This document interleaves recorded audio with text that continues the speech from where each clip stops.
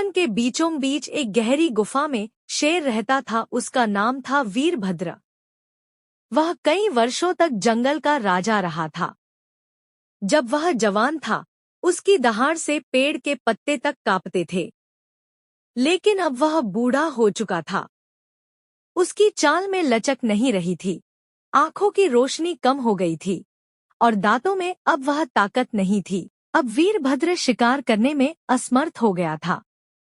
कई दिन बिना शिकार के गुजर चुके थे। उसका पेट भूख से कुलबुला रहा था। हर दिन वह जंगल की ओर ताकता, लेकिन कोई शिकार खुद ब खुद उसके पास आकर नहीं फंसता। एक दिन वीरभद्र ने ठान लिया कि अब समय आ गया है कुछ चालाकी दिखाने का। उसने अपने पुराने अनुभवों और चालों को याद किया और एक योजना बनाई। उसने एक लकड़ी का टुकड़ा ढूंढा और जंगल के सबसे समझदार जानवर उल्लू से कहकर उस पर कुछ शब्द लिखवाए, जंगल का डॉक्टर मुफ्त इलाज। उसने इस तख्ती को अपनी गुफा के बाहर लगा दिया और खुद गुफा के भीतर आराम से बैठ गया, जैसे कोई बुजुर्ग वैद्य हो। इस तख्ती को देखकर जंगल के जानवर चौंक गए। शेर, जो अब राजा नहीं रहा, अचानक जंगल का डॉक्टर बन गया। लेकिन चूंकि शेर अब बूढ़ा और कमजोर लगने लगा था, किसी ने भी उस पर शक नहीं किया। जंगल के जानवर उत्सुक और कुछ मूर्ख भी थे। पहला मरीज एक मासूम खरगोश था। उसे पिछले कुछ दिनों से पेट दर्द हो रहा था। जैसे ही वह गुफा में गया, शेर ने बिना एक क्षण गंवाए उसे दबोच लिया। उसके लिए यह आसान था, कोई दौड़ नहीं, कोई पीछा नहीं, बस इंतजार और झपट्टा। फिर बारी आई एक बकरी की, फिर एक हिरण की। हर दिन एक नया मरीज आता और फिर कभी वापस नहीं लौटता। लेकिन जंगल में यह बात नहीं फैली, क्योंकि जानवर सोचते कि मरीज अब आराम कर रहा होगा। अब प्रवेश होता है कहानी के नायक का सियार। नाम था कुटिल। कुटिल साधारण सियार नहीं था। वह जंगल का सबसे तेज दिमाग वाला जानवर था। वह हर बात को गौर से देखता और समझता था। एक दिन कुटिल को भी पेट में दर्द हुआ। वह सोचा कि क्यों न डॉक्टर शेर से इलाज करवाया जाए। वह शेर की गुफा के पास पहुंचा और बाहर लगी तख्ती पढ़ी।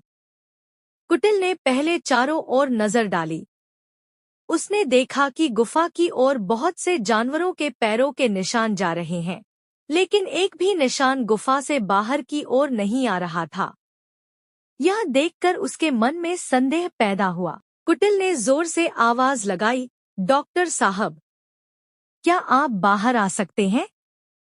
मेरे पेट में बहुत तेज दर्द है। अंदर से शेर की गूंजती आवाज आई, डरो मत बेटा, अंदर आओ, मैं तुम्हारा इलाज करूंगा। कुटिल ने हंसते हुए कहा, डॉक्टर साहब, गुफा के बाहर जितने भी पदचिह्न हैं, वे सब अंदर की ओर जा रहे हैं, बाहर की ओर कोई नहीं। इसका क्या मतलब है? क्या मरीज अंदर जाकर गायब हो जाते हैं?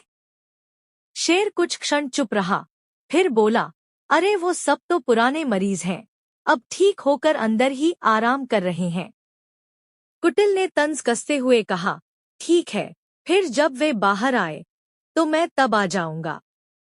और यह कहकर वह वहां से तेजी से भाग निकला। अब कुटिल को यकीन हो चुका था कि शेर ने जंगल को मूर्ख बनाया है और इलाज के नाम पर जानवरों को खा रहा है।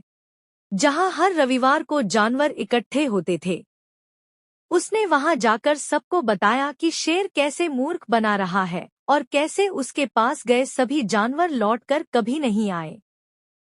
पहले तो सबको विश्वास नहीं हुआ, लेकिन जब कुटिल ने गुफा के पास के पदचिन्हों और गायब हुए जानवरों की बात की, तो जानवर सतर्क हो गए। उन्होंने तय किया कि वे सब मिलकर उस गुफा में जाकर सच्चाई का पता लगाएंगे। अगले दिन सब जानवर हाथी, भालू, लोमड़ी, मोर, बंदर और उल्लू सब गुफा के पास पहुंचे। उन्होंने शेर को बाहर आने को कहा। शेर ने बाहर आने से मना कर दिया। तब हाथी ने अपनी सूंड से गुफा का मुंह ढक दिया और सबने मिलकर शेर को बाहर खींच निकाला। शेर ने अपना अपराध कबूल कर लिया। जंगल की पंचायत ने विचार विमर्श किया और तय किया कि शेर को उसके इस धोखे की सजा मिलनी चाहिए। लेकिन चूंकि वह बूढ़ा हो चुका था और अब नुकसान नहीं पहुंचा सकता था, उसे जंगल के एक कोने में निर्वासित कर दिया गया। वहां से वह न किसी जानवर को देख सकता था, न नुकसान पहुंचा सकता था। कुटिल को जंगल का संरक्षक घोषित किया गया। अब जब भी कोई नया बदलाव होता या किसी नई योजना की जरूरत होती, तो कुटिल से सलाह ली जाती। उसका नाम जंगल के हर कोने में सम्मान से लिया जाने लगा।